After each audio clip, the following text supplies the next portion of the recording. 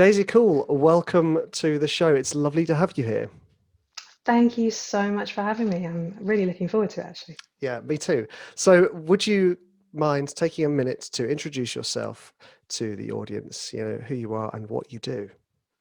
Absolutely. Yep. So I am a composer, a saxophonist, an educator, and I work with my partner, Tom Nettleship, and together we write as a composer duo, which at the moment we write under 222.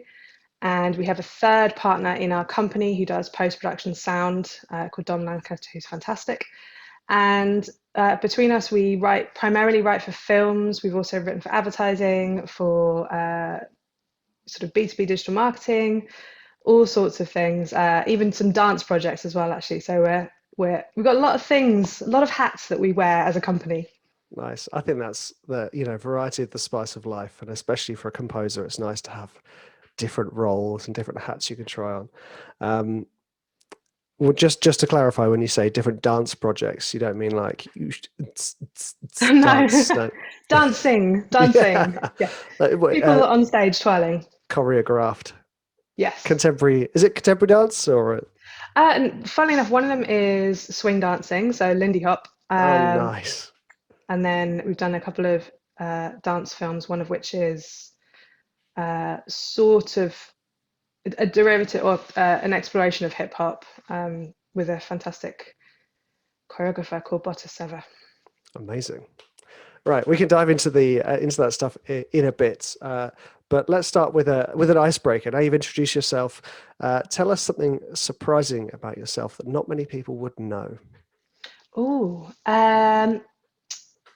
so when I was a child, up until I was about 14, I actually trained as a dancer, and I was obsessed. It was my lifeblood. Even when I was sort of 8 and 9, and I was like begging my parents to have a ballet bar in my room, and every book that I read was dancing books, and every the music I listened to was all ballet music, and I went to Central School of Ballet, junior school, and did summer courses. So basically, all of my obsession, my whole life was basically dancing, and now Wow. I've transferred that to music. So I was going to say, and now you're bringing the two passions together.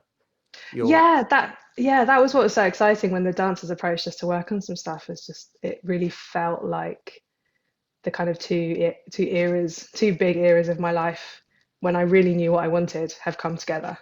nice. Um, and also, everything about being a dancer teaches you kind of everything you need to know about being a professional composer or a professional musician, like the discipline, the work hours, the um, balancing of or not balancing of your career and your time. Even when you're as a training as a dancer when you're 11 and 12, sounds crazy, but you are they're already training you up to think about your career because I guess it's such a short career.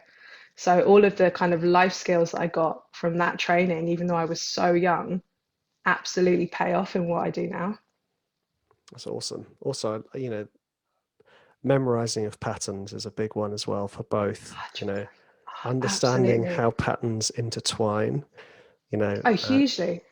I remember what doing tap dancing classes, and which I actually did up till I was 18. So I actually carried on dancing, but it throughout my teens, but it shifted to music. But I was doing tap dancing classes, and I absolutely loved it because it was all about the groove and all about the rhythm and the subdivisions. And my one of my, I mean, I was never the best dancer, but one of my skills was short term memory for that exact reason because the musical education came in there. And I mean, I'm in awe of dancers anyway. I have yeah. absolute hero worship of them. Well, it's fantastic what they do, and it's such a genuine visualization of the art, isn't it? And that's what's lovely as a musician to see someone interpret your music in dance. I've only scored a few dance pieces, and when I have, it's just lovely because although there are so many so many areas of common ground for choreographers and composers, seeing a choreographer approach your composition, you suddenly go, "Oh wow, this Yeah. is great! I would never have imagined this." or the other way around, they show the choreography and you go, sounds. Yeah, it's super inspiring. Yeah, absolutely. So I think you've kind of given us the lead into when you kind of went into composing, but I'm always keen to know about where the spark of creativity started in people's lives. So how about you take us from your earliest creative memory up until this is a long one. Okay. This is the show basically. Your earliest creative memory, the story of Daisy becoming the composer producer. From there, It's a deep question. it is. It's my favorite bit. It's the story. It's all about stories on podcasts. Yeah, absolutely. Okay, my earliest creative memory, and I definitely was playing music when I was a kid. I was really lucky that I basically went to a state primary school at a time when music lessons were free.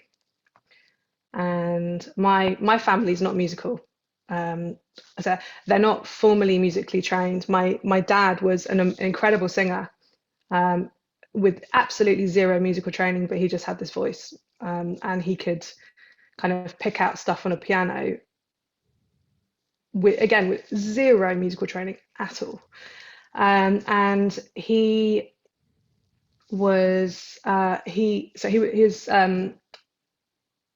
born in the 30s. So his growing up, the music of his youth was essentially jazz. It was big band. It was the American bands getting played on the radio during the Second World War, and Stan Kenton, Duke Ellington, and he really passed that on to me. And they had a record player, and I used to play all of these records when I was a kid, and that was really where the love of jazz started for me, which is probably my first love in a way. Um, and I was that kid that was like, I want to play this instrument, I want to play that instrument, and I kept solidly with the flute as my first instrument. But then I picked up the saxophone and I played guitar briefly and was terrible, and played trumpet and was terrible, and played clarinet and I'm still pretty terrible. And piano, I absolutely busked it, even though I had lessons for years. But my piano teacher, I refused to do grades on piano, and he basically moved to teaching me jazz instead. So he was the first person to ever teach me the blues scale when I was 10. And I think all of that kind of hunger for being creative with different sounds really fed into me becoming a composer later, because I kind of know although I was never good at most of those instruments, but I know what it feels like to play those instruments. Like, I know what it feels like to play a brass instrument. I vaguely know what it feels like to play, all of these things. And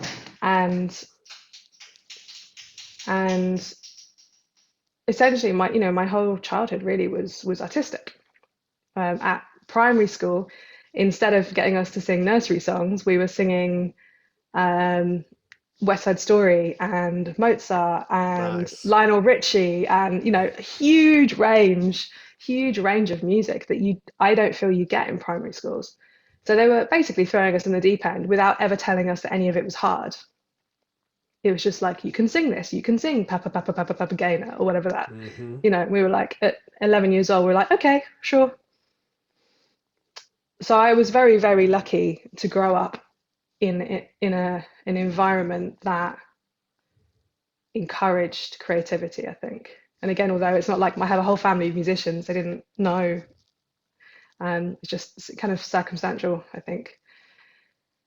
And I stuck with saxophone and flute. Those are my main instruments, and obviously saxophone, jazz. And when I was in secondary school, I was in the London School Symphonic Band, and I sat in this band as we played the closing credits to Empire Strikes Back.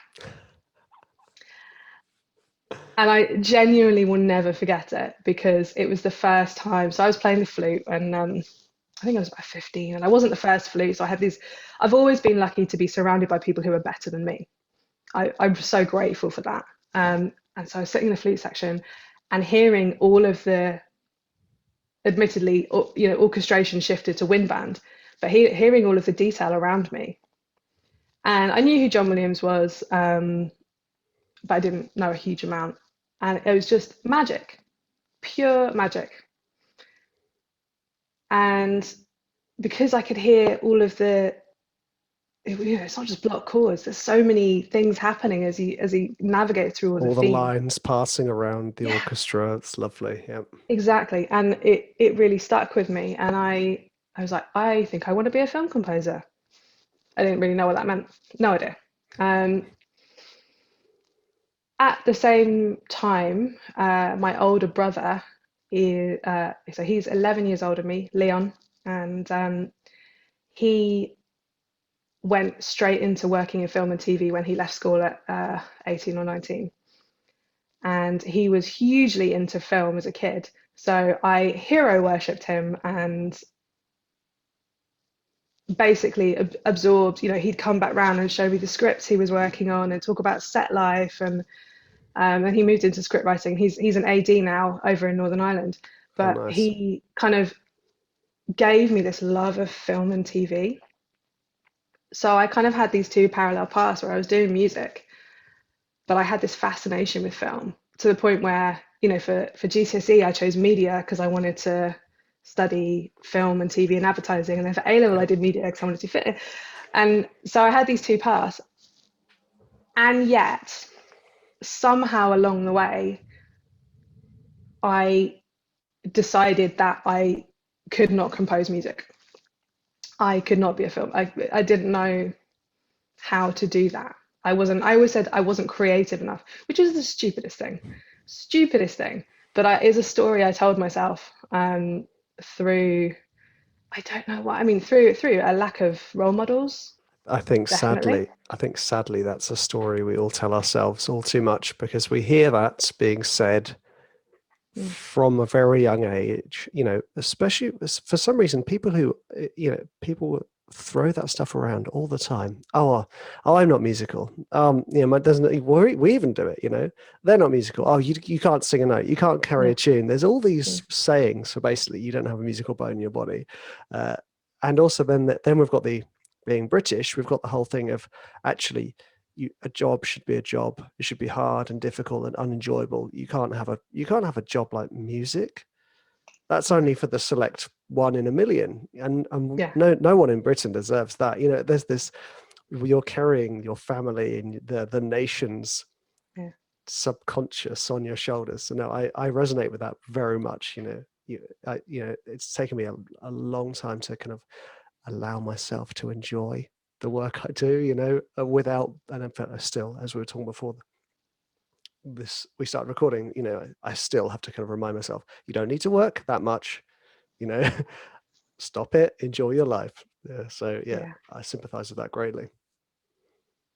I think the stories that we tell ourselves can be very, very damaging, because I can't pinpoint where this idea came from. I have no idea. I was my first public performance of a composition was at the Royal Albert Hall when I was 14, and as I'm saying, I'm like, this is ridiculous. I accompanied a choir of about 500 secondary school students on a song that I'd written, and I sat on the stage in the middle of the Albert Hall, playing a piano on my own, not nervous at all, probably because I wasn't really a piano player, so it's not like I had to impress anyone. If it had been saxophone, I would have been terrified, probably. And yet, caveat, it was a terrible song. It was dreadful. No. It was like, I was 14. It's a cheeseball song. Like, no one will ever hear it. You're not allowed to say that. You were like, my first performance was when I was 15. Yeah, okay, go on. Like everyone else here, in a town hall in front of your mum and dad, basically. Oh no, the Royal Albert Hall. Oh, with a massive choir. Wait a second. It's ridiculous. It's just one of those things. I'd written a song and someone picked it. It just happened.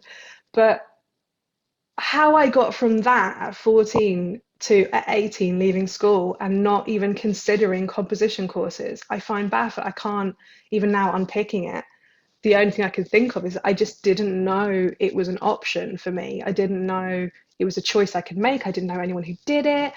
I didn't know film composition. You could go and study film composition. I didn't know it was an option. And it took me till I was 30 to cycle back around to where I'd been at 15, at 14, 15. I think also, I think we're a similar age, and education back then probably the same. I'd say when it comes to careers advice was terrible. Well, I don't. Dreadful. We had one of those computer programs where you sit down, and you just fill out a multiple choice thing, Yeah. and it gives you whatever it is you're going to be. Office clerk. Oh, okay. Yeah. So I did work experience at the careers center, so I had lots of spare time to do those questionnaires again, and I got so many different. I got bin man. Did you? Yeah. Not that's a bad job, but it's definitely not what I wanted. Those questions were not well designed to Yeah. eke out those things. But that aside, the options given to you and presented to you were slim to none. Mm. And anything outside of the kind of the Victorian Georgian education elite, lawyer, doctor, basically, is frowned upon. Oh wait, and we've still got that whole issue with polytechnics over here as well. That university used to be a polytechnic. It's not a proper university because it teaches art. There's all these other things. So I have a big chip on my shoulder about a lot of this stuff too. Oh, me too. Huge. It's one of the things I had when I was studying media. I've always been a person, when you tell me that I can't do something, I'm like, why? I think I'm going to do it anyway. It winds me up to the point that I will do it. So I'm very hard-headed in that respect. But at the time that I was studying media was the big newspaper campaign about how media was such a point. It was like, these subjects, music, drama, media, such a waste of time. And I was always like, I'm literally studying I'm studying everything that is in your face all day long. So I'm studying advertising, I am studying the visual and verbal language of film and everything that you consume, even down to political campaigns and statements. How is that not actually the most useful subject? The snobbery about education in this country, particularly, like you said, there was a big period of time, and I'm sure it hasn't changed a huge amount. But it just discourages so many young people from following a path that they could take. And I do wonder, we also have a lot of snobbery about kids who think that they can just go on X Factor. But I do wonder if it's because we're just not clear about the space in between those things. We're like, your options are X Factor or a job that you have no interest in. Yeah. What are they going to pick? Whereas if we're like, all of this is valid, all of this other types of education is valid. Mm-hmm. I have a chip about this as well. I'm loving this conversation right now because but similar to you, people telling me I wouldn't ever earn any money from music. It wasn't like oh okay, I'll give up. That was like all right, I'll show you. And I still have that. I think a lot of my need for creating projects is the need to prove everybody wrong, that you can earn money from so many avenues of composition, so many avenues of sound and music making. And it's almost like the dirty secret, isn't it? Oh wait, you can do it, and there's loads of people doing it, And you don't have to be ashamed about wanting to make money either. I think that's the other aspect of it, is like, if you choose this path, you must be a starving artist. Like, why? Why do I have to be ashamed about that? I care about branding or marketing, or that I care about finding a part of this path that brings me in money, so that maybe I can also chase the bit that I know won't make me money but is artistically pleasing or whatever. I think we really need to reframe a lot of these conversations about what being an artist is. Absolutely. In fact, it's funny you say that, because I interviewed a chap called Lennon Bone, super nice guy. He's got lots of great things going on in his life, and one of his things is his project called Stop the Starving Artist. It's about empowering creatives to shift their mindset on their work. Fantastic. So that they then take that new mindset to enable them to create that career that they believe they don't deserve, where they have the things that they want and they have time to enjoy their life and their work. It's great. That sounds fun. I mean, that's it. That sounds fascinating. Right. So let's dive back in. Somewhere between 15 and 18, Mm, whether that seed of a thought germinated or whether it was planted mm, there, you started to believe that you couldn't mm. do composing. So, and also this was sort of oozing into the media as well. So what happened around 18 then? I took a much more well-trodden path, although equally difficult. I decided to do jazz. So As a performer? yes, uh, which is ironic because I actually don't like performing. Um, I have realised I find it very stressful. Um, I, again, product of where I grew up. I grew up in Camden. I was incredibly lucky to have these amazing educators. Um, I had there's a woman that ran there's a youth jazz band who are brilliant called Camden Youth Jazz Band, and Camden Music in general are really good at creating a wide range of education, and they are a real centre of jazz in London. And I got taught by two amazing women, Kate Hannon, who's actually a flute player, but she's an incredible educator, and Nikki O, who is a pianist, and I'm sure a lot of your listeners will have heard of her. She's sort of a Jazz FM Artist of the Year, and she tours with Billy Cobham. Like, she's just amazing. And inevitably, I understood it was potentially a path for me as a young woman, even though I was often the only girl in a lot of these bands as I was growing up. Um, and again, surrounded by all these amazing musicians who were so much better than me and are now fully gigging, incredible players. Um, but I would be naive to discount the fact that I was taught by powerful women, and it made me think that that was a path that I could take. Can I just Which, ask, uh, mm, you said that you were one of, if not the only woman in the jazz band. mm. What was the, what was the oh, lineup of the jazz band? What was it? All wind? Was it wind brass? Was it Oh no, full it would be full big like, band? yeah. So for the jazz stuff that I did, so this is up until the age of 18, really. For the ones I'm really thinking about, it's like rhythm section plus horns essentially. So a couple, like a handful of saxes or a couple of saxes, trumpet, and then rhythm section. The other one that I played, which was a big band, was your proper sort of 17-piece big band, in Yep. which you would get more girls. Um, but the smaller, like real improvisational stuff tended to be mostly male. Um, and there was definitely, they were all lovely. It was no negativity at all. It wasn't that, but there was definitely a kind of otherness still, Hmm. even in that scenario. So being taught by these amazing women made it less so, I think. Um, they'd have their sort of, they all listened to music together and they all hung out, and I wasn't part of that gang. And again, it's not that they did that deliberately at all. And I'm sure a massive part of that was I was incredibly awkward. So I was a wonderfully awkward teenager. And I was really shy, so shy and filled with imposter syndrome. And eventually, I actually got into the Trinity jazz course, Nice. and I didn't go. I Oh. went to do a music and film degree instead. And if I'm being honest about it, which again, I'm only really being honest throughout my 30s as I'm kind of unpicking all this stuff. Partly it was because I wanted to do a music and film degree, although I actually dropped the film course after a semester because they wouldn't let me do performance, and it wasn't really for me anyway. But really, I was racked with imposter syndrome. I couldn't believe they've accepted me onto this jazz course. I was terrified of turning up on day one and then being like, "Why are you here? Why is she here? Why is this girl here? How did she get in?" Racked with imposter syndrome, and yeah, it plagued me really.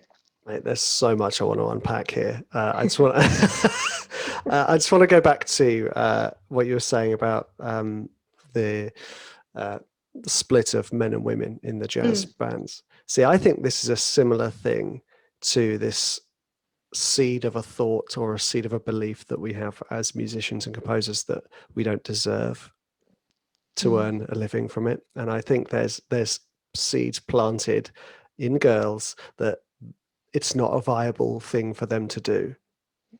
Yeah. Because, you know, I don't, there seems to be a point where, you know, there's, you know, I used to be an instrumental teacher. So I used to teach lots of different musical instruments. And obviously I used to sit in the rooms with all the other instrumental teachers. And it was the proportion of boys to girls it was generally less boys studying musical instruments across the board, pretty much. Yeah, I was guitar, so mine was a little bit higher, but and then something happens throughout this education of music where all of a sudden there seems to be this precipice, and all of these girls who are interested in music go somewhere else, or 15, at least 16. yes, exactly. Yeah. And you know, I think that's only really being addressed recently, you know, where it's like, actually, come on, you know, I mean, you're on the board of the Alliance for Women, which is doing some great stuff, by the way. I just think this is really interesting. You know, what are your thoughts on that? What happens? You know, you were obviously, we went to school at a similar time. I sadly went to a boys' school, so I can't really talk about can't really talk about it from that my point of view and that side. I was just thinking about it as an instrumental teacher, you know.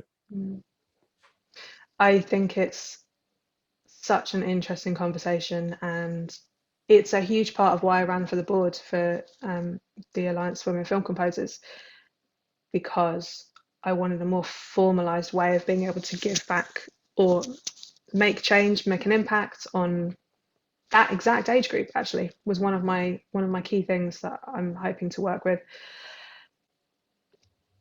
I am also an instrumental teacher, and I have been for pretty much since I left university. It was my kind of one of my first proper paying jobs, and it is 15, 16. It's a confidence thing, and I think, and I can only speak for my own of course, bubble, you know, my own bubble of experience. There's definitely a lack of representation. I think that's a huge deal. I was recently talking to a head of music about the GCSE and A-level syllabi, I should say, and he had actually made a breakdown of all of the composers and musicians spoken about, and it was predictably disgraceful. What, like 95% white males, basically. Yes, at least 95%. And when I was speaking to other people about this very specifically, just as a kind of, I was having this conversation, what are your thoughts? And they were saying that they don't have, one of the issues is they really want to teach a broader range of voices, because what we're talking about musicians are storytellers, right? That's what we do. So if you're only getting stories from this tiny little area of society, how incredibly dull, how incredibly boring. Yep. You know, so they were like, I'd really like to be teaching more, but you know, a quick Google doesn't really give me very much. Like, I'd like to teach more women composers. It's quite hard to find them. Like, okay. So, like you said, that's kind of shifting. That's been shifting in the last 3 to 4 years. I've only really felt the shift in the last 3 to 4 years. The work has been going on for decades with a lot of people, and I'm certain that would have an impact. And I, like, when I speak to young saxophone players, I make a huge effort to talk about like Nabaya Garcia and Cassie Kanoshi and these amazing players who are out there, and the difference between the amazing women, the diversity of jazz in London, just in London compared to when I was growing up, is huge. And I hope that will make a difference. And it's that kind of, if you can see it, you can be it mentality. But I do think there's something about a fearlessness that younger boys have compared to younger girls. And I particularly notice this in improvisation, because when I teach improvisation to younger students, I always joke about this as a generalization, but I actually think it's quite accurate. Boys will play all of the notes that don't make a lot of sense, but really, really fast. And girls will play very few notes that are exactly right, And gradually, those two approaches come to this kind of central place where they're improvising coherently and strongly and confidently. But so often that's the starting point, and it's almost like this fearlessness that boys are brought up with. And this is why I'm doing pop psychology here. But this fearlessness, like, you can't be wrong. Don't worry if you make a mistake. Make all the mistakes. Don't worry if you get dirty. Don't worry if you jump in the puddles. Don't worry if you break stuff. That's all fine. Whereas girls are like, don't be too loud. Don't be too You bossy. must be Don't a be too good girl. You must be a good girl. Exactly. Don't get dirty. Don't get messy. Yeah.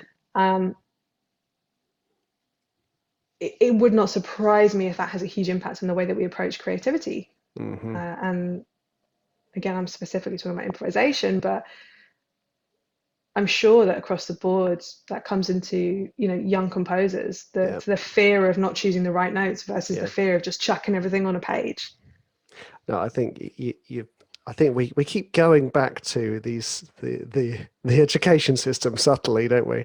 Or not subtly, but yeah, I think that definitely comes into it because as well as instrumental teaching, I used to teach from foundation age, which is 4 and 5, up until 18, music syllabus in classroom, and girls get this kind of like sit still, be a good girl in the classroom. But boys will be boys, won't they? Basically, they can just run around, pick the nose, throw a chair about. That's all right. They're lad, just being lads. And that continues. And I think you're totally right. I think that probably does come into play into music, into creativity. I saw a similar thing with performance. I didn't often teach improvisation. I taught composition. Similar thing with composition, where you'd kind of approach it like, okay, here are my tone bars. Let's take away the tone bars, so that we've got all the air quotes nice notes. Let's play. And like you said, there's a huge generalization, but you notice a trend. The trend was, as you said, the boys would be like, right, I'm going to see how many of these I can hit as fast as I can.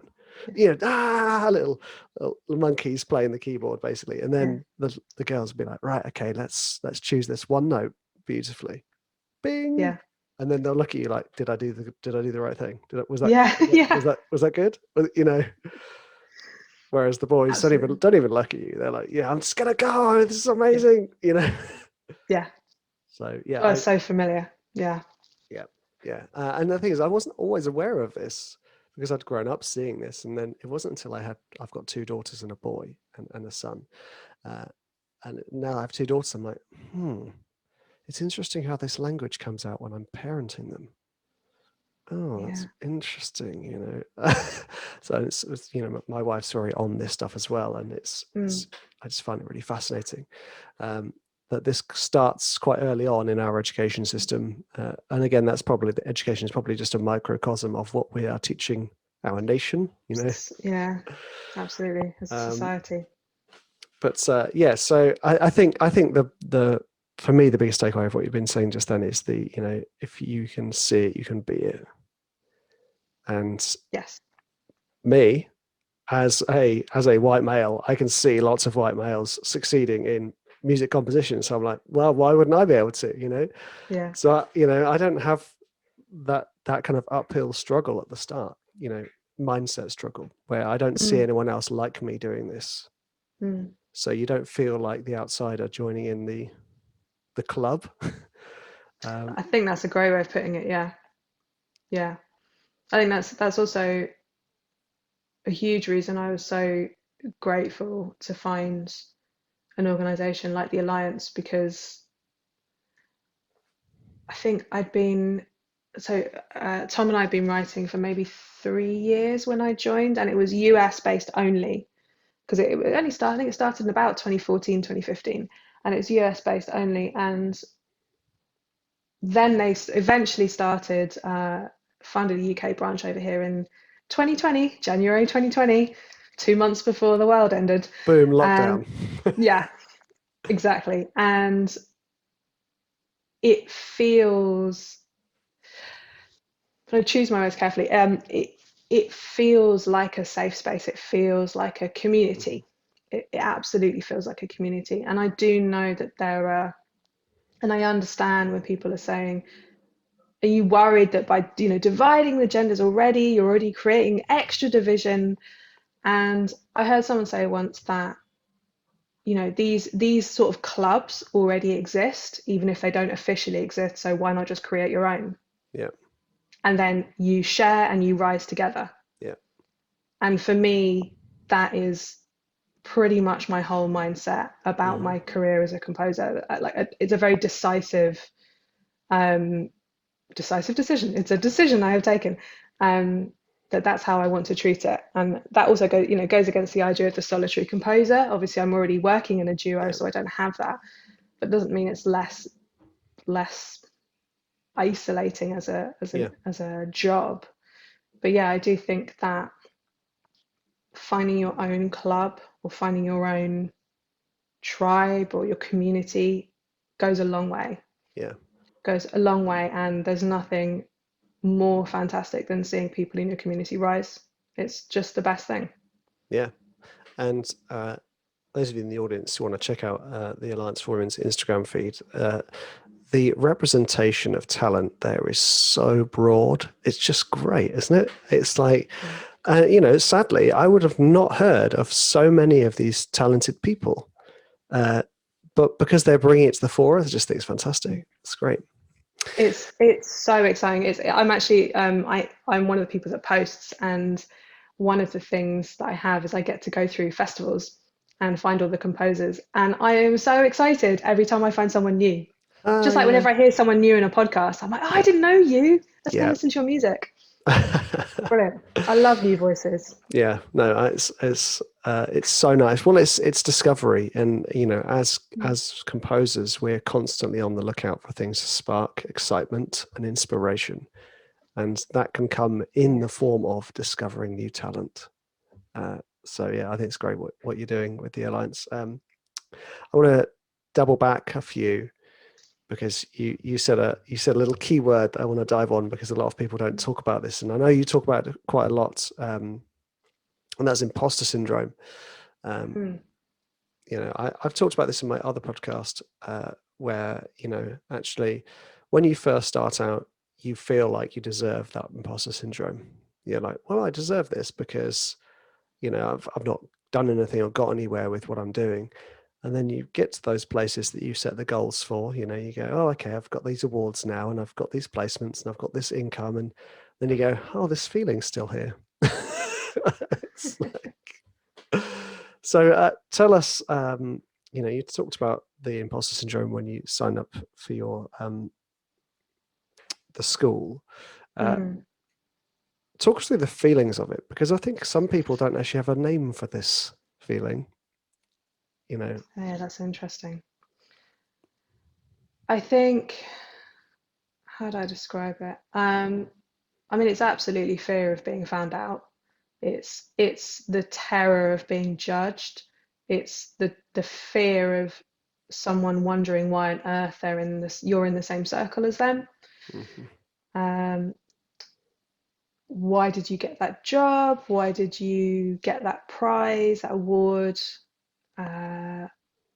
Why are you on this panel? That's a big one for me. Why have you got a podcast? Oh. Yeah, exactly. Yeah, whatever it is, you worry about the people that are going, why them? Why them? Why them, not me? Why them? Yeah. And sometimes it's rational. I think you made a really good point where when you start, it's kind of rational because you're a beginner. Whatever it is that we're talking about, you're a beginner, and of course there are going to be people who are like, oh, they're not very good, or they're not, and you're like, well, I can justify that as a rational feeling because of course I'm not very good, I just started. But it's the irrationality when it continues to plague you. I did this amazing talk with her name's Vernelli Stadelmeyer. I think that's how you say her name. That's a cool name. And she's a very cool woman. She's a very cool woman, and she talks a lot about imposter syndrome in artists. And she does coaching. And I was basically on the panel, so it was for Boom and Music in Motion, and it was sort of a panel about imposter syndrome. And she was saying with her clients, she gets them to take it outside themselves, and she calls it your parrot. So your parrot on your shoulder. And by doing that, you're not internalizing what it's saying to you. You're giving it a voice outside of yourself. So you can choose to listen and then tell it to shut up. So you're not pretending it's not there, which I think is really important. I don't know if you feel this, but I think I'm kind of getting into the understanding different mindsets. And for me, pretending something is not there doesn't help, because it's still there and it will just come back at a different time. Yeah. Whereas finding a way of taking it outside myself, and being like, thank you for your thoughts. They're not helpful at this time. I shall be ignoring you now. Yeah. Piss off. Yeah, basically. Yeah. Yeah. Essentially. Yeah. I mean, I don't know how you feel that you deal with it. For me, that's definitely been helpful, I think. Yeah. I mean, it's a weekly, daily work, isn't it? Yeah, I think also that ability to identify and separate that voice takes a bit of practice, because again, we're kind of taught that whatever's happening in our head is us, and it's the truest us, which is a load of rubbish. It's not. We're basically a tape machine playing other people's tapes all the time, and a lot of that imposter syndrome is somebody else saying something to you, whether it's related or rational isn't the point. It's there and it's playing. So once you get that ability to identify it, you know, the first thing is just noticing it. Just be like, oh, it's that thought again. You know, my wife and I did some CBT. We both suffered depression, and they called it automatic negative thoughts. They called it your ant. And I loved that. I was like, it's my aunt again. You know, what's wrong today, Rich? Oh, it's my aunt's going crazy. Oh, okay. You know, and you start to understand. Okay, this is this thing that's just automatically being triggered or playing. You know, and I've heard variations of that. Yours being one of the parrot on the shoulder, or you know, obviously the devil on the shoulder, or you know, the inner critic. I watched Luca, the new Pixar film, with my wife and kids, and in there, one of the characters for that negative voice, he'd say "Silenzio, Bruno." He's called the voice Bruno, and it's just tell it to be quiet. I loved it. I was nudging my kids, being like, "Pay attention, guys! This is gold." You know this. But yeah, I think that's a really fantastic point to disassociate. You know, there's lots of studies that have shown that if replaying a negative event in your life, if you kind of imagine yourself stepping out of you and moving away from it, and perhaps make it into a black and white image or a little photograph, you know, and then gradually it getting smaller and smaller, this sort of disassociation is so important and vital. I have to admit, like, I don't get nearly as much of it as I used to. That's great. Well, no, it is great. I'm very pleased about it, because I'm very aware of when that thought comes in. It's like, oh, this isn't me. This is somebody else. You know, because the thing is, I've noticed that the more I've been in more people's consciousness through social media or podcasts or YouTube or courses, the more that opens me up for attack. But you know, oh yeah. So the more I notice, oh, that's their junk. You know, in the same way that you learn to associate that voice inside you with something, somebody else, or something else, the parrot on your shoulder. It's the same with people doing, you know, trolling or being horrible online. Is, well, that's their parrot on their shoulder. They've just got a very noisy one, you know. Yeah.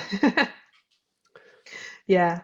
I've got a couple of my closest friends, and they are so good at saying to me, is that you, or is that your inner saboteur? Or would you mind terribly just telling your inner saboteur to shut the F up today, please? Nice.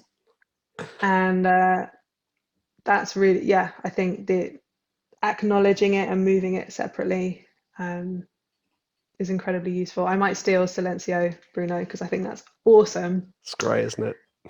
Yeah. But yeah, I mean, for me, it's the the struggle that I had to let go of it was, what if I let go of it, but it's true? Which is all part of the same cycle. And I used to, I'm always my worst critic, as I'm sure we probably all say, but I really am. Someone, it used to be someone give me a compliment, like, yeah, but I did this wrong. Because I was like, if I acknowledge it before someone else says it, then it's not a thing, and they won't judge me for not realizing my own mistakes or something ridiculous like that. And letting that aspect of it go, I was weirdly one of the most difficult things, because I don't know, I'm not sure why. It felt like giving up control, I guess. It felt like giving up control over what people think of me or say, or which you can't control. It's a lose-lose battle. It's stupid. But for me, that was the hardest thing. Is I can acknowledge that it's an inner saboteur, or it's it's an ant, but I don't have that need to go through all the things I did wrong. Like if I do a podcast interview and then I'd be like, okay, let me think about all the things that didn't go well. And I'd be like, well, if I think about it, then next time I won't do it. So that's my justification. It's like the learning justification for beating myself up, basically. Yeah. And that's the bit I find hard to let go. And I still do it sometimes. I've done things recently where I've just been like, oh, I know these are all the things I know that I did wrong, which is just not helpful, because then you're in a negative headspace and you can't get anything done. Yeah, I think I still have those. There's that little slideshow that pops up and you go, oh no, here I go, where it's that, do you remember that time you did this? Here we go, let's watch it again and see how you feel after. But the thing to notice again is, for me, I'd be like, okay, this only ever happens when I'm tired. Unfortunately, Mm. being a parent of 3 kids, 7 and under, pretty much always tired. So, it's that identifying it. Yeah, and the thing is, there is an attachment of ego to it as well, isn't it? You sort of go, well, this is part of me, so I need to keep hold of all of this stuff. Oh, hugely, hugely. There's a whole cycle around how we speak to ourselves and how we were brought up, and the thing that, how much you need to control, very much ties into how you were brought up. Um, and some of it is super useful. Some of it is super useful. I think it's interesting you said at the beginning I talk a lot about this, and I do because I was fascinated to hear how many people don't talk about it. Like how many Hmm. people will message me going, either they just didn't realize they had it until I said something that they were like, oh my God, that's me. Or they just don't want to talk about it publicly because they feel it's a negative aspect of them and it makes them look weak, or it's not Hmm. professional, or Or that I it mean, might none be of it makes, true. or then it might be, yeah, exactly, exactly. And then you'd have to let it go, Yeah. or yeah, the things, yeah. But I think it's so important because so many people suffer from imposter syndrome, like so Hmm. many people. And the more that we talk about it, the more that the conversations normalize, the more that people realize they don't have to get stuck in the cycle. Yeah. You don't have to. It's a choice. It's a choice to get stuck in that cycle, or it's a choice to do the work. I'm not saying it's a choice to not have imposter syndrome, but Yeah. you can ignore it or you can do the work to be better. And I don't think it's something we have to be ashamed of. I think ironically, it's part of the big artist, the tortured artist story that we all love telling. And yeah, if it's about us, we don't love telling. We only love Yeah. selling the shiny stuff, which just isn't. And that's fine if that's you don't want to open your life to strangers. Of course, that's fine. And that's not what I'm saying. But talk about it with your friends, talk about it with your peers and your colleagues, because we're all, well, nine out of 10, I reckon, are suffering from this, Hmm. and it's not a weakness. No. It's not a weakness. No. Uh, I think one of the most interesting things for me was, you know, when people talk about struggling with mental health, one of the little tidbits of advice that gets thrown around and often ignored, but shouldn't be because it's amazing, is stop thinking about yourself, think of someone else. to do something kind for someone else. And it wasn't really until I started doing tutorials, offering advice to people's emails, and being of service to the community. Yes, I get paid to do it now, but that's fine. Exchange of goods. This Absolutely, idea it's of your time. offering service to other people then kind of sort of implanted this image in my head of all of us climbing a mountain, but instead of me doing it on my own, we're all holding hands. It sounds cheesy, but that's what it is. You help the people who you are one step ahead of. And if everybody does that, then we all just pull each other up together. And it's, I do talk a lot about doing service. And as a composer, your music is part of your service. So don't leave it on your hard drive, share it. Oh, I think that's such a beautiful point. I think I'm just totally in alignment with what you just said. The most the saddest composers that I talk to are the people that don't get involved. Yeah. The way that I got through the beginning of the pandemic was by sharing other people's work on my social media. It seems like a completely pointless endeavor, but do you know what? It's not, because people bought their music. Yeah. People knew who they were. It's such a small thing. And I think whatever that looks like, whether it's replying to emails that people ask you for your help, or whether it's sharing other people's work, buying other people's, like, there is no doubt that a rising tide lifts all ships. It does. Mm-hmm. And you can choose to try and do it on your own. But the nature of what we do is teamwork. And that's something that no one ever tells you in school either. That actually the real job is to be part of a team. Yeah. Yeah. And that unlocked it for me, actually. Mm-hmm. That it was a career. The moment that I realized that it was a career where I could work with other people, and it wasn't about me and my inspiration and my levels of genius and a pencil and a piano and a piece of paper and whatever.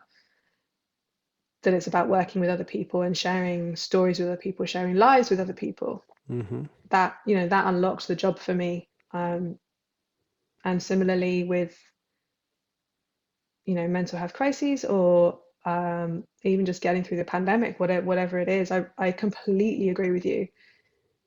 Being of service, I would say more. Absolutely, yes. Your music is part of service, but I think if you can do more, if you can connect with your composer community or your film community or your trailer community, whatever that is, if you can genuinely make an effort to connect, I think everyone, including yourself, is better off. Yeah, absolutely. And I think for me, this is why I like doing the podcasts. I don't feel isolated when I do them. Obviously I'm not isolated. I'm sorry. This is the idea of isolation is most of us Yeah. aren't actually physically isolated. It's whether you feel it internally, you feel it, but connecting with other composers, other musicians, opening up about things. Mm. It's like, okay, guys, I'm where a lot of you want to be, and this is what I still struggle with. There you go. Here's some info. You need to nail this before you get here, or at least on your way, or the whole time, whatever.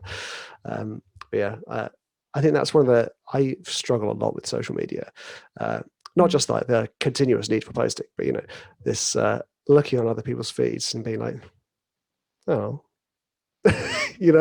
or, because let's face it, that's how we, sometimes especially because I almost inevitably look on social media on my phone when I'm not feeling in a great mood. It's self-punishment. It's like, right, I'm not feeling great about how this track is going. Let's look how everyone else's track is going. Oh no, they're all doing really well. But the antidote was offered to me by one of a fellow composer called Andrew Skipper, which is similar to what you're just saying, was liking, commenting, sharing, done. Oh, I feel great about their success now. This is awesome. That's a wonderful tip, Daisy, to share other people's stuff. Honestly, it got me through the massive stress at the beginning of the pandemic. I started doing Monday shares. So every single Monday, I would share a whole bunch of stuff of people that I'd seen in the previous week that had inspired me, that I thought were doing great things. I did it for ages as well, every single Monday. And yeah, you just feel better and you feel like you're doing something. So maybe you're stuck on this track, but you know what? You're doing something. You've made a difference to somebody else, and their success brings you joy. And I still do that if I'm feeling really, really down for whatever reason. I will make an effort to go and share people's work on social media. Again, it's a tiny thing. It actually doesn't take a lot of effort. It really doesn't, but it makes me feel so much better. Yeah, no, you're absolutely right. Absolutely right.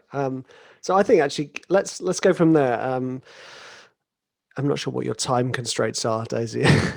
But I've left Tom writing, so it's fine. oh, there we go. Yeah, work away, Tom. Thank you. So you've gotten to the point now where you had experienced this huge imposter syndrome, and did you overcome that? Are you still working on it? Was it like a long drawn out process, or was it only until you made the shift to composing where you suddenly went, "Oh"? Good question. I basically floated around for, I think, was I 21? Probably floated around for about 7 or 8 years, doing a lot of performing, no writing at all. I'm doing a lot of arranging, actually. I was doing a lot of arranging for youth bands, which was great because it's not like literally like listening to a song, break it down into its components and orchestrate it for the instruments you need to orchestrate it for, like in a day. Do that in a day. Like that's such a skill that I really appreciate now, although it didn't occur to me at the time. And a lot of it was down to it wasn't my path. It wasn't my. I was trying to fit in someone else's box, basically. I I did some touring and I did a lot of gigging and some big bands, I did a lot of functions. And as much as I love some of the people, most of the people, I was not meant to be a performer. It's not, like I said at the beginning, it stresses me out, actually. I find it very stressful. I don't like being front and center. It's why I work in post production. It's why we all work in post production, right? I much prefer just kind of getting on with it. And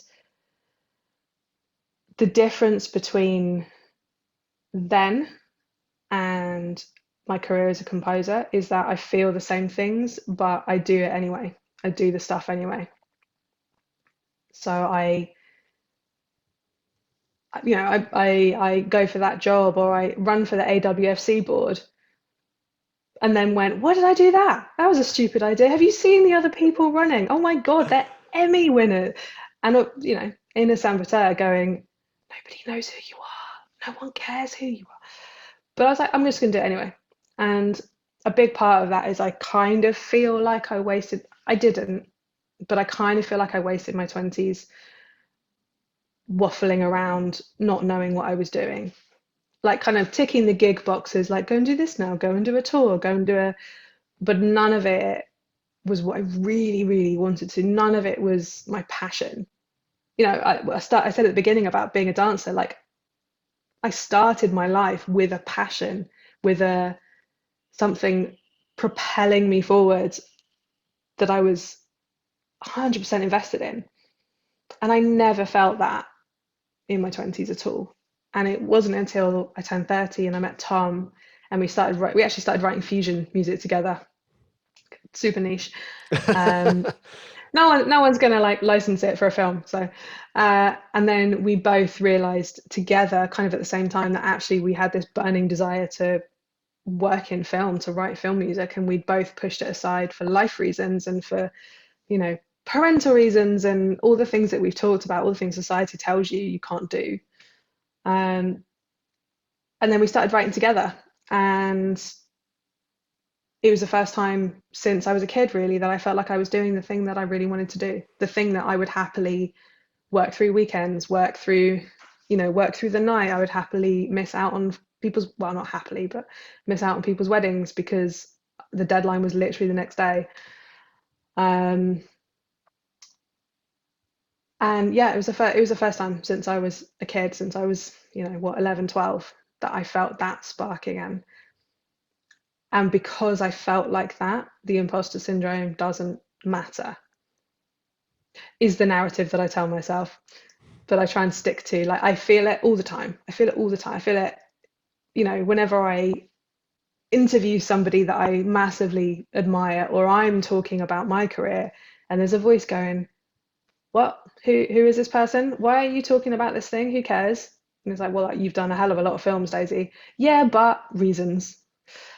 Um, and I refuse to let it get in my way anymore, because I did for such a long time, and I've just done with that. I'm done with it getting in my way. And even though I'm constantly putting myself out there and feeling terrified that someone's going to judge me, it doesn't matter, because it's irrelevant. I'll get the job or I won't get the job. If I don't get the job, it's because I'm not good enough. If I get the job, it's because I am good enough. And then I do the job, and the person that matters is the director. Yeah, I got a question on this. This is I'm imagining I'm in the audience of the podcast, by the way. Miss Coole, I've got a question. Because I think this needs to be defined.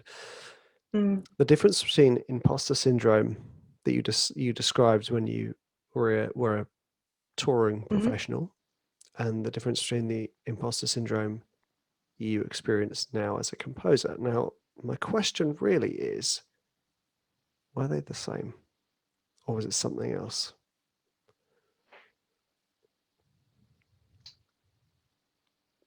I think it's shifted over time.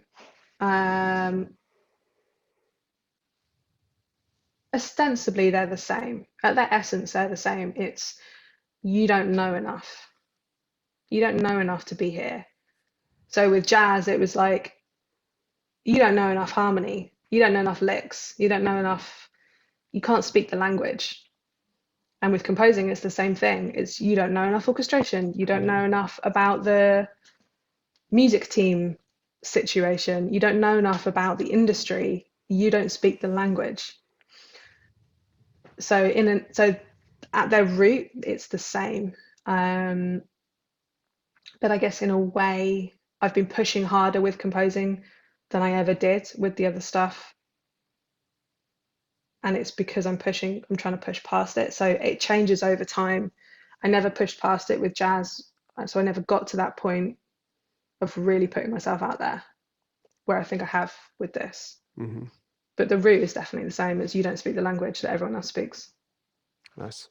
I'm glad I asked, because first, that's a nice way of putting it as well. That you don't speak the language. That's so true. You worry that you're going to sit down and they're going to start talking, and you'll be like, excuse me, Yeah.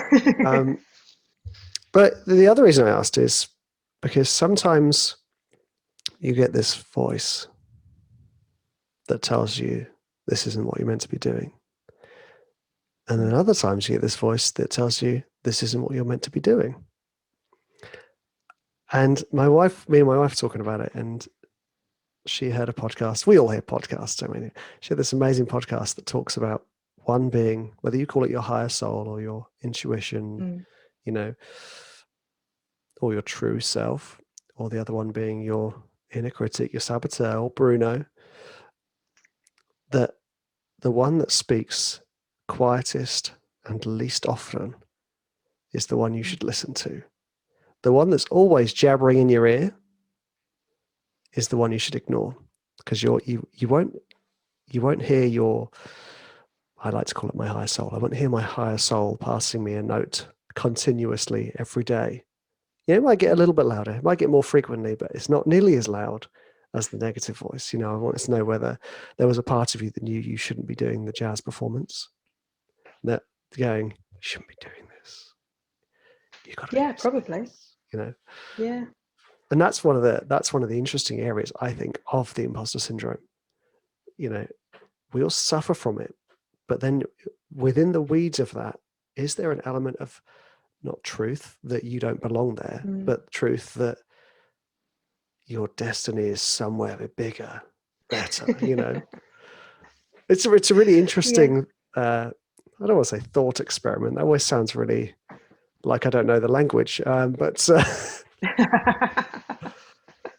yeah, No, you got the point, I don't you? think, yeah, I know exactly what you're saying. Maybe I haven't unraveled it enough to know. Um, I knew I didn't have the commitment. I'm not quite sure what that word is, but I'm going to go with commitment for the moment to do the work to get to the point. And a big part of that was because I didn't think I'd even if I did the work, I didn't think I'd get to the point of whatever that point is, like applause, being happy with my solo, whatever that, I don't know, whatever that mountain is. I have no idea really what that looks like.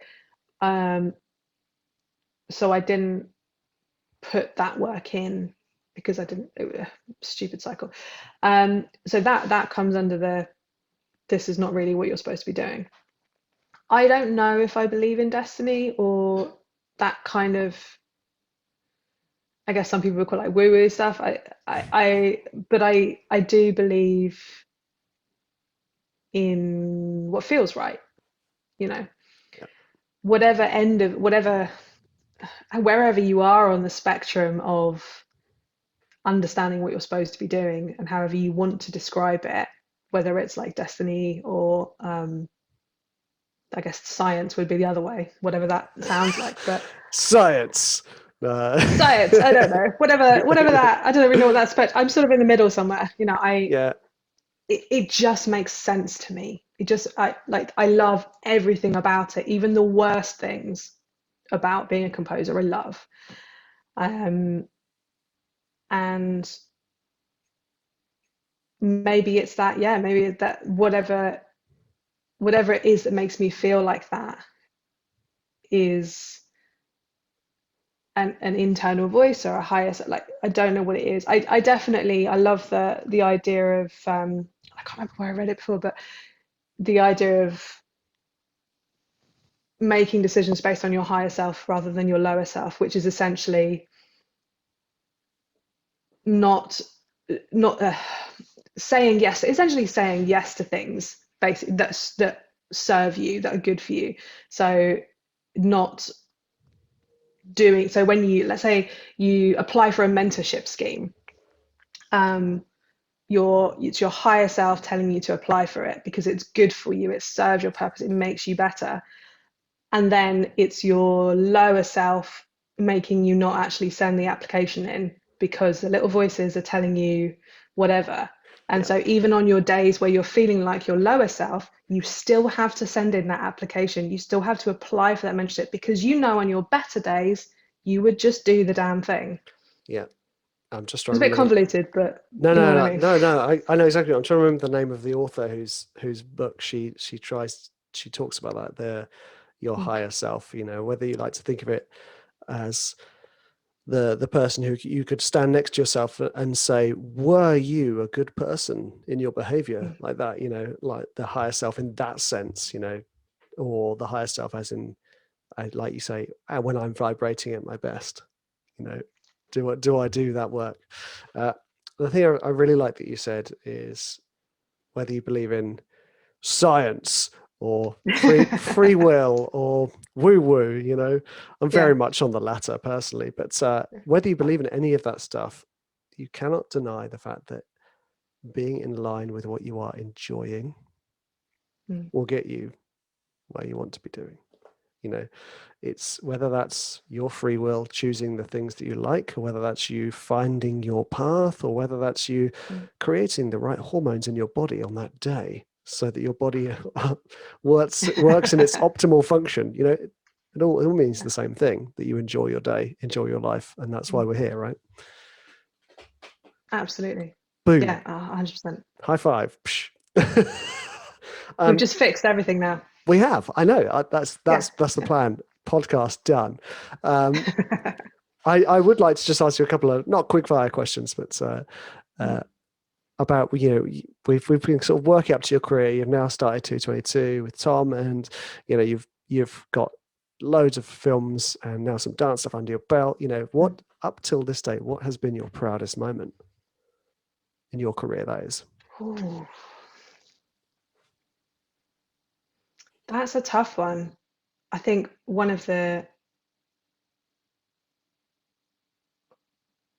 so we have two rules. One of them is that we celebrate everything, and that is absolutely a mental health choice. It's, the meeting went well, celebrate. We won an award, celebrate. Hashtag small Because wins. otherwise, exactly. I think we literally say this to everybody because I think it's so important to find the joy. And the reason is we don't tend to think in, um, you know, anything's a golden ticket anywhere. So we just kind of like, cool, done that job, done that job, done that job, done, like that went well, that went. And so the caveat with that is sometimes it's really hard to actually step back from it and see what is actually a real win. Like, to other people might seem like a real win. I think that can be quite difficult when your head's in it. Saying that, a moment that really stands out for me was, funnily enough, back at the Albert Hall. And When you were 15? no, when I was, however, like last year, however old I am now, 30, Age. where am I, Yeah. 36 or something. And it was actually a week before everything shut down for the pandemic in this country. It was incredibly lucky. And a piece that we had written for the swing dance show, Swing Sister Swing, was played by a youth jazz band at the Albert Hall. And I just remember standing in the wings. So Tom was actually up on the top, up in the gods in the Albert Hall, the very top row. So he was up there, kind of looking it down, this amazing light show. And I was standing in the wings and just listening to our music. And it's basically a big band swing tune. And just listening to our music being played in this venue. And also remembering being back there for 2 decades before that, was kind of incredible. It was so super emotional, and a very special moment. And the fact that it was jazz, the fact that it was big band. I mean, we're film composers. We don't often get to do big band, so it was a huge, huge win for us to pair with these dancers and get to write and live. Like, we even live recorded the music for that show in, I can't even know, 2019, with an amazing all female big band, which was really special. But yeah, to hear it live, to hear this piece live at the Royal Albert Hall with all of its history was incredible. That's a pretty awesome moment. I think that's as common theme is often hearing your own music being performed by other talented musicians is a bit of a heart sweller, that one, isn't it? Yeah, great. Yeah. So I'd just like to sort of coming back to now, Daisy. I like to know what people do during their days. Like, one of my favorite articles was like this thing about, like, it was in one of the newspapers, magazines, where it'd be like a life in the day of somebody, and it'd be like what they have for breakfast, how much work they do, what do they do during the day. So what does a day look like for you? Oh, a writing day or an any day? Yeah, writing day. Yeah, A writing day. Okay. So more in line with the woo-woo stuff, I try and, as soon as I wake up in the morning, I try and do gratitude practice, which is essentially, for me right now, it looks like listing in my head 3 things that I'm grateful for. And a big reason why I do that is I feel like if you can control your morning, you can control your day. And it's only something I've done in the last year. I'm still developing just my kind of daily mindset. But yeah, so it's the first thing that I do. And if I forget to do it, I feel it later. I really feel it later. So I try and be really strict with myself about that, about putting myself in a good headspace. And then sometimes we're right near a park. So sometimes we'll make a tea, and we'll go for a walk in the park, and we'll either hash out the week. So Tom and I do this together. We'll either hash out the week. We're like, this is what's happening. Blah, blah, blah. These are all the meetings we need to do. This is the music we need to write. These are the musicians we need to speak to. Or sometimes we play a game called Crazy Stupid Money, which is basically, what would you do? What would you choose to do if you don't have to think about the money, but this is what you want? You just really want to do this, and there's no stupid idea. Well, it's not my stupid ideas game. That's the other one we call it. And quite often it's like, buy a studio, or hire an orchestra, hire the LCO and record it air, or whatever. But it's all about just kind of realigning what we want and what our goals are and what our aims are, and remembering why we do this, I think. Mm-hmm. And getting out of the minutiae of the admin and the schedules. And we were talking about this beforehand, which is how much of your day you actually spend replying to emails, or writing contracts, or making spreadsheets. Mm-hmm. And I love a spreadsheet, but I only love a spreadsheet because I'm at heart disorganized. So I've developed this organized persona where I put it all on a spreadsheet. Yeah. So I'm a fan of color coding. Can I just jump in on that, like, Crazy Stupid Money game, because I love that game. I don't call it Crazy Stupid Money. I think I just say, what would you do if you won the lottery? You know, what would you do when you separate into career, spirituality, relationships? Yeah. This is our woo-woo scale is gradually going over here, Daisy. I had a spin on that. I think it was Tim Ferriss saying, if you won, the Euro Millions, whatever it is, 88 million, the big money, what would you not do? What could you not do?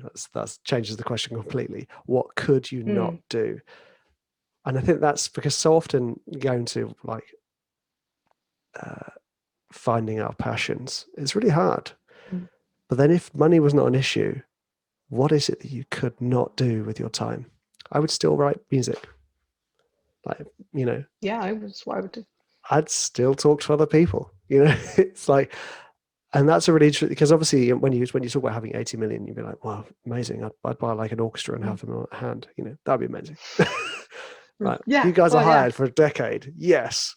Obviously I'd buy the house and the pool, etc. like that. But it's like a different mindset altogether. I think it's like finding that place that actually that's the stuff that matters. I think that's really great, because what you just narrowed down onto is, are you doing the thing that you want to be doing? Because if you win all the money and it changes the thing, then you're not doing the thing that you want to be doing. But if it doesn't change it, it just means that you can pay more musicians, then you're exactly where you need to be. Exactly. Yeah. Right. Sorry, I jumped in. I just had to jump into that because I haven't shared that one recently. I was like, oh, that's exciting. Okay. So yeah, you've organized yourself. Yes, we've gone through. Yes. And then essentially Tom and I, we have the same rig. We literally work together on absolutely everything, and we just alternate writing. So we're both set up in the writing studio, and one of us has the laptop with the spreadsheet and is cracking on with the boring things, or the organizing Zooms with directors, or social media posts, which is something we actually haven't done in a while, but we should. But yeah, so one of us is doing that, and then the other person is sitting and working. And it just means that you've got your ears open all the time. You're like, oh, I've got a really good idea for that bit. Can I just jump on? And then we just do a switch, and then you work on that. And that's basically our whole day. And at some point we remember to eat food, which is not our best strength. We're definitely ahead in the game, forget everything else kind of thing. And that's basically our day. Oh, and then regularly our cat Pippin comes and shouts at us, which she's doing a lot recently. So one of us is nominated to go and follow her around and find out what on earth she wants while the other person gets on with work. So this is the beauty of writing in a composer duo, because one of you's always getting stuff done and one of you's doing all the other annoying things. Nice. I like that. Just hopefully you can share the annoying things. I've been on the spreadsheet all week, Tom. Can I no. Oh, sweet. Me and my son's guinea pig is called Pippin as well. So really? Yeah. Good choice. Well done. Yeah, I know. My little 2-year-old Phoebe, she's like beep beep beep beep. Oh, great. So this is the thing. I love hearing about other people's day, other people's days, because again, you kind of picture yourself in this job when you don't necessarily know what the day might look like. So yeah, seeing you guys sort of hot desking and then feeding the cat, it's great. And just to say, that's probably my ideal day. That is absolutely my ideal day. If that's, I'd say we're both quite late. We're not great in the mornings, so it helps. We tend to sort of not start writing until like midday, but then we'll finish late. It sort of suits us better. But if all my days could be like that, I'd be so happy with a few studio days in the middle. But obviously, inevitably, life gets in the way, and it's not always like that. But Yeah. it's my perfect writing day. Yeah, nice. Well, thank you for sharing. Now let's end the show with one question. I think I always like a little bit of advice, because obviously, I listen to a podcast. I'm often looking for firstly stories, and I'm looking for something I can take away. The nuggets. And what I'm trying to look for is like the quick shot advice, Daisy, for someone struggling in their creative journey. So how they're struggling, we don't know. Where they are in their journey, who knows, but they're struggling. What's the one shot advice for you? Find a friend. Oh, no. Make a friend. Find a co-composer. Nice. I like the horn beeping at the time. Just find a friend. That was impressive. That was. I timed that perfectly. Thanks, neighbours. Yeah, that's it. Yeah, I don't know why more people don't write with partners. I really don't. I think it's crazy. It solves so many areas, and particularly inspiration and creativity, because inevitably the point at which you get stuck, your partner has the key and comes and unlocks it for you. Yeah, I agree. Yeah, that's wonderful advice. So I just want to say thank you so much for coming on the show. I've really enjoyed it. It's nice to talk to someone about all these various subjects, have a bit of a moan as well. It's always good. But thank you so much, Daisy, for coming on the show. Oh, thank you. It's been an absolute delight. Awesome. Right, guys, for those of you listening, if you want to find any of the links mentioned in the show, they will be in the show notes below.